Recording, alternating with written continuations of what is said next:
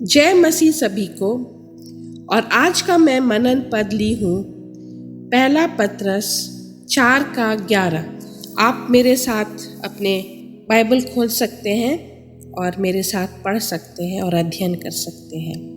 यदि कोई बोले तो ऐसा बोले मानो परमेश्वर का वचन है।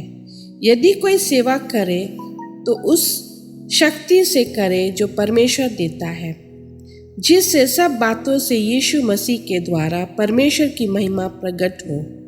महिमा और साम्राज्य युगानुग उसी की है। तो जब हम यहाँ पर पढ़ते हैं तो हमें यहाँ पे पता चलता है कि पिता परमेश्वर हम हर एक को इस पृथ्वी पे लाया है एक मकसद के लिए, और वो मकसद विशेषकर हम मसीहियों को जानना बहुत ज़रूरी है। और इस मकसद के बारे में अगर फॉलो कर रहे हैं हमें, तो आप जानेंगे कि कल भी मैं इसके ऊपर में कुछ बातें बोली थी।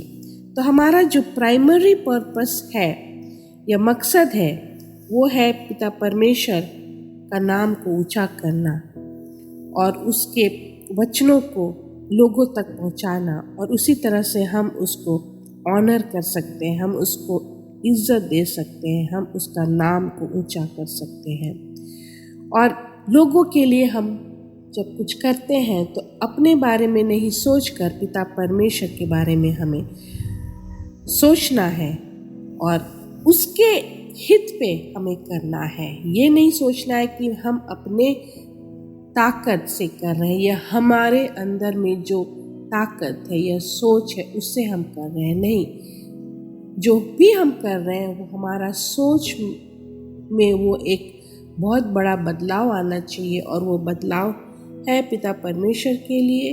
वो है कि किस तरह से हम पिता परमेश्वर के प्रति ग्रेटफुल हैं, धन्यवादित हैं, और तभी वो सोच हमारे अंदर में आएगा। तो मैं 1-2 उदाहरण ली हूँ, और इस उदाहरण में अगर एक माँ अपने छोटे बच्चे की देखरेख करती है, या अगर उसका नाक भी बह रहा है या उसे सर्दी जुकाम है, तब भी वो काम करते करते वो यीशु मसीह के बारे में अपने बच्चे से बातें कर सकती है। अगर एक एम्प्लॉय, अगर एक जो ऑफिस में काम करता है, उससे अपने काम में उतना लगाव नहीं है और वो हर एक दिन वो काम करने को जाता है या करता है, तो अगर उस काम में भी वो बोझ लगता है, लेकिन वो काम वो इसीलिए करे क्योंकि वो काम उसका काम नहीं है, लेकिन उस काम के द्वारा वो पिता परमेश्वर का नाम को रोशन कर सके। तो हम यही देखते हैं कि पिता परमेश्वर हमें कहता है कि हमें हमारे अंदर में वो स्वभाव आना चाहिए कि किस तरह से हम लोगों के प्रति उनका हिम्मत को बढ़ाना, वो सारा चीज हम पिता परमेश्वर के द्वारा कर सकते हैं। लेकिन वो हम तभी कर सकते हैं जब पवित्र आत्मा के द्वारा हम अपना जीवन को चलने देंगे।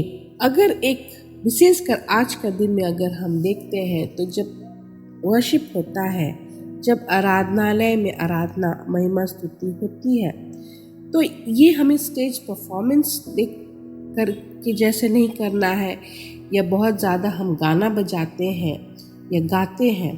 तो हमें परमेश्वर की महिमा करने के लिए हम करें और उसके बारे में ही हम सोच करके करें। ये नहीं कि जब हम बहुत सारे लोग जो गिरजाघर में होते हैं, जैसे वर्शिप लीडर होते हैं, वो उनको परमेश्वर अच्छा आवाज़ देता है, बहुत सारे उनके टीम में गाना बजाने वाले होते हैं, उनको परमेश्वर एक अलग तरह का गिफ्ट दिया है, लेकिन वो गिफ्ट अपने लिए नहीं, वो पिता परमेश्वर के लिए इस्तेमाल करे। और जब वो गाना गाए तो अपने लिए नहीं, लेकिन पिता परमेश्वर के लिए करे। तो मेरा यहाँ पर कहने का मतलब है कि हम जो भी करें वो पिता परमेश्वर के लिए ही करें और उसके द्वारा ही करें। तो इसका दूसरा शब्द या दूसरा तरीका से अगर हम बात करें तो हम ये करें कि हम अपने ताकत से नहीं, हम अपने सोच से नहीं, और पूरा विश्वास से अपने ऊपर ना विश्वास करके पिता परमेश्वर पर विश्वास करके जो भी कार्य करे। अगर एक महिला, अगर एक स्त्री अपना घर या परिवार का सेवा करती है और अगर खाना बनाती है, तो ये सोच करके कि परमेश्वर की महिमा हो हमारे परिवार के द्वारा। तो हम जो कुछ भी करें वो पिता परमेश्वर को महिमा होना चाहिए, और तभी हम देखेंगे कि हमारे कामों में बढ़ोतरी होगी, हमें आशीष मिलेगी हमारी ज़िंदगी में, और उसी तरह से पिता परमेश्वर हमें हमारी ज़िंदगी में आगे ले जाएगी। तो आज का जो है पद, मनन पद, वो छोटा है, लेकिन अगर हम उसको पढ़ेंगे और हर एक दिन उसको अपना ज़िंदगी में अमल करेंगे, तब हम देखेंगे पिता परमेश्वर के बोले हुए वचन तो हम किस तरह से अपने जीवन में अमल करते हैं। धन्यवाद।